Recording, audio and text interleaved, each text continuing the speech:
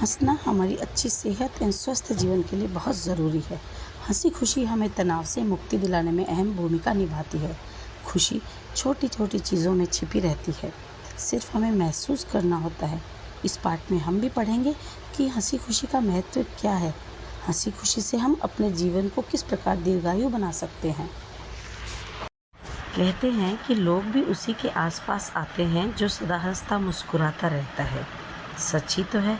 सदा हंसते मुस्कुराते व्यक्ति के पास हर कोई आना चाहता है, क्योंकि उसके आसपास आने से निराशा हटती है, हमारी निराशा का भाव मिटता है, सकारात्मक ऊर्जा का संचार होता है।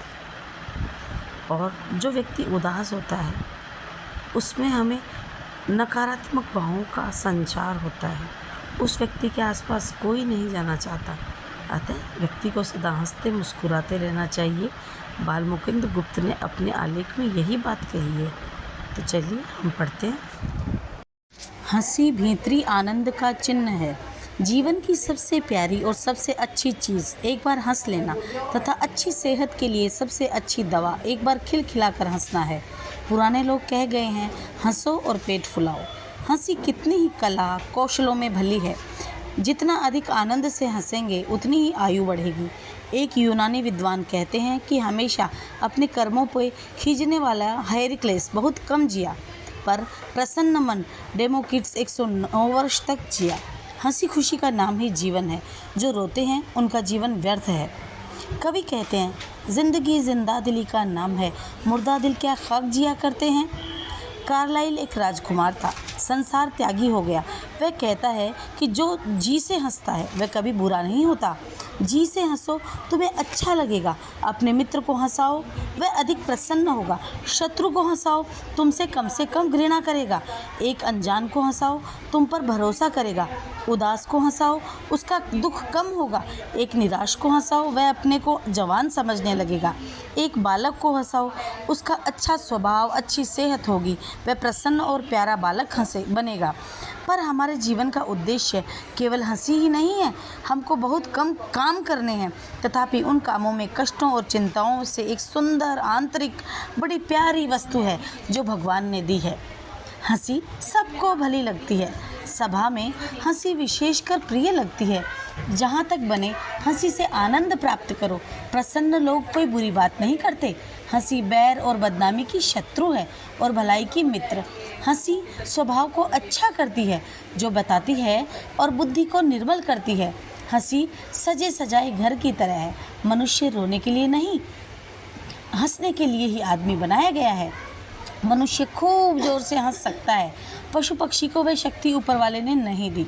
मनुष्य हंसने, मुस्कुराने, हो करने, टोपी उछालने, गीत गाने और स्तुति करने के लिए बनाया गया है। हंसी भय भगाती है, दुख मिटाती है, निराशा को घटाती है, कंगाली का आधा बोझ उड़ा देती है। उदास आदमी से दूर रहो। जो हंसता है वह आयु बढ़ाता है। प्रसन्नता उत्तम भोजन, लड्डू, पेड़ा, कलाकंद, पूड़ी, कचौड़ी हजम करती है। संसार में फिराना, समुद्र और पहाड़ों पर हवा फैलाना, सेनाओं का उत्साह बढ़ाना, सब प्रसन्नता का खेल है। मनुष्य को और दवा दरकार नहीं, उसे मित्रों में बिठाओ और खूब हंसाओ। मेलबोर्न के एक डॉक्टर A.W. कॉल ने डॉक्टरी पर एक पुस्तक लिखी। उसकी भूमिका में वे ये सब बातें यूरोप के बड़े बड़े बुद्धिमानों के लेखों से छांटी हैं। इस विषय में एक कहानी लिखते हैं।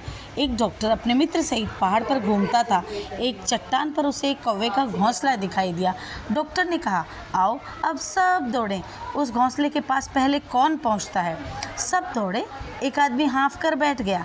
जब सब जमा हुए तो इतना हंसे कि पेट फूल गए। जब इन मित्रों को हंसना होता है तो वे घोंसले को, कहानी को फिर दोहराते हैं।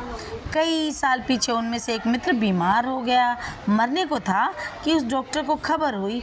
वह बीमार मित्र के पास गया। लोगों ने कहा कि लो, तुम्हारा मित्र आ गया, आंखें खोलो। पर वह कुछ न बोला। तब डॉक्टर ने जोर जोर से कौवे के घोंसले की कहानी सुनाई।